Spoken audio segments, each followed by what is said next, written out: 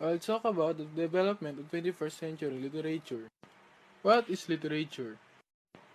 It is stories, poems, and plays, especially those that are considered to have value as art and not just as entertainment. Literature is also new literary work created within the last decade, written by contemporary authors, deals with the current themes and issues, often breaks traditional writing rules. The Spanish period, the Filipino alphabet or alibata but suddenly banned. Then Spaniards fully introduced Spanish terms. The European literature was brought by the Spaniards who simulated Filipino songs. Literature on the Spanish colonial period. The songs. It is a composition of voice or voices where the lyrics are typically a poet. Sinta, buko ng papaya, dala-dala'y puslo, sisila ng bunga, ang dating sa dulo, taray ang sanga.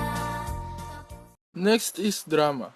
Drama is the specific mode of fiction represented in performance. It is religious drama or theater actions.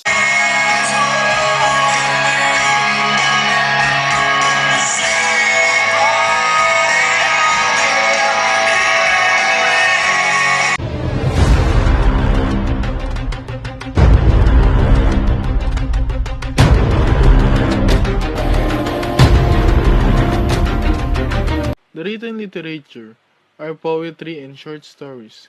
Poetry is an imaginative language where it has rhymes, sounds, and meters, but by short stories is a brief work of literature, usually written in narrative prose.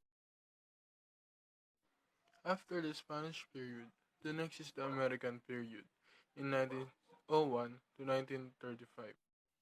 When the American erupts in the Philippines, English is the medium language.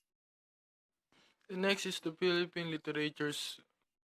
Philippine literatures are stories, myths, and legends.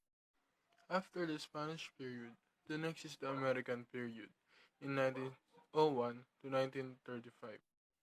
When the American erupts in the Philippines, English is the medium language. The next is the Philippine literatures. Philippine literatures are stories, myths, and legends.